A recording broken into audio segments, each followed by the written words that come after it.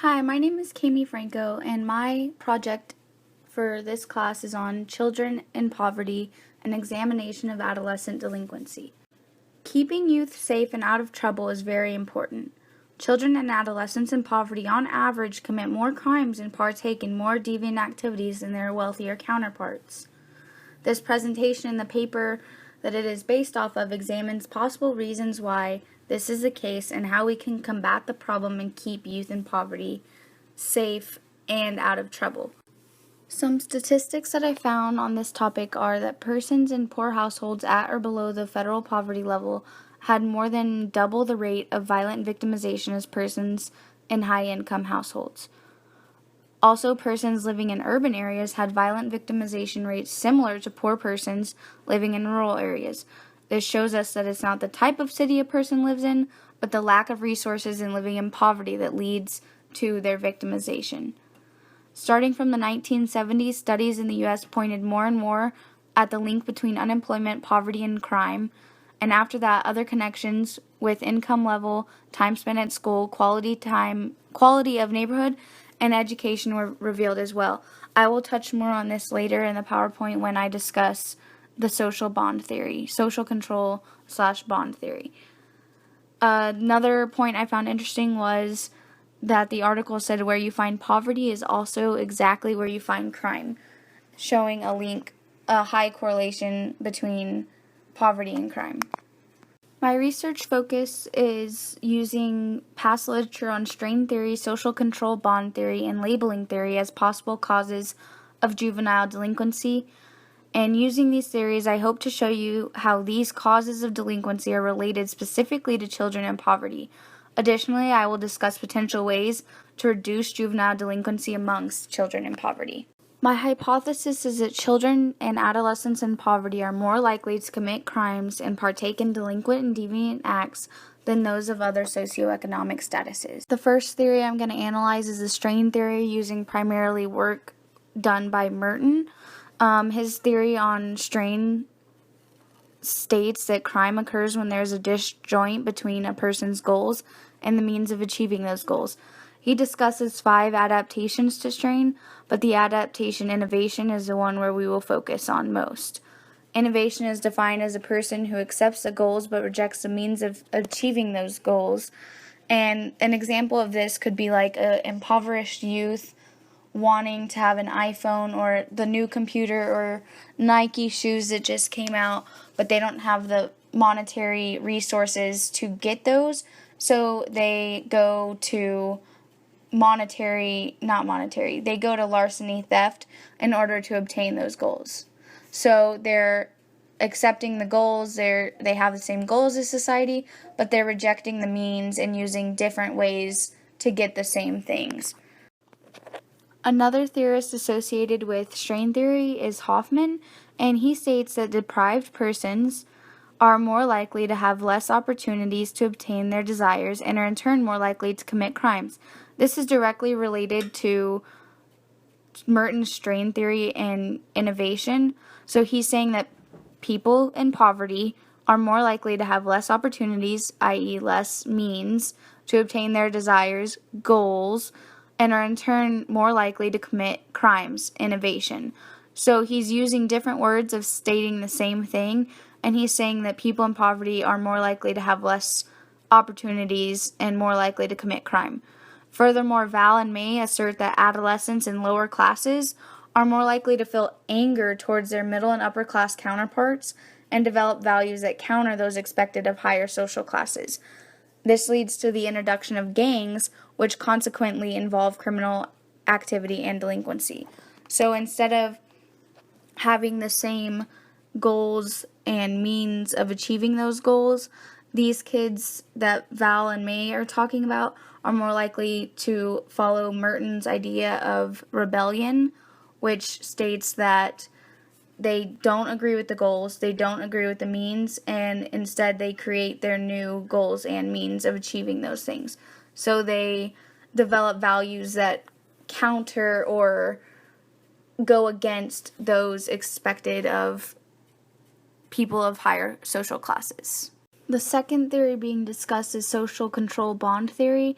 The theorist primarily associated with this is Hirschi, and he asserts that people are more likely to commit crimes when their bonds to society are weak. He discusses 4 different bonds to society. Attachment is referring to the person's attachment to society, and that involves their relationships with families and friends. When you have weak attachments, therefore you have weak relationships with your family and peers, you tend to commit more crimes.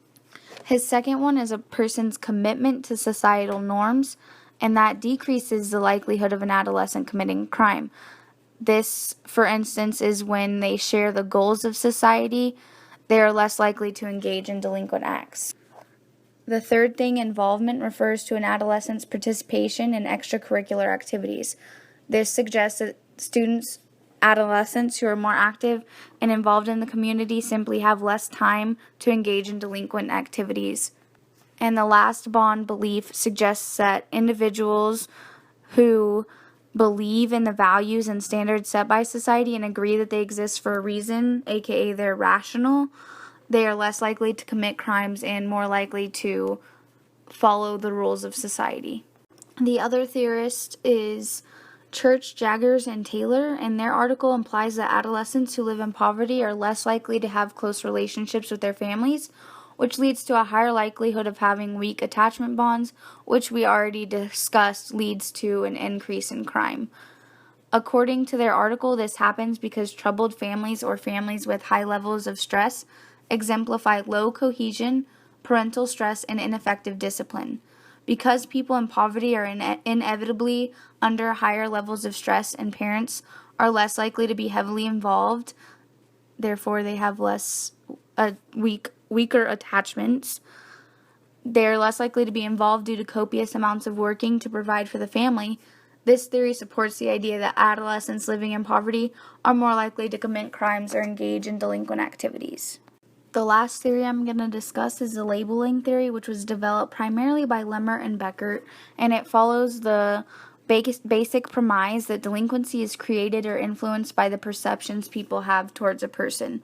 In other words, if people perceive someone in a certain way, they are more likely to start perceiving themselves in that way and are consequently more likely to engage in activities or have characteristics expected of someone with that label.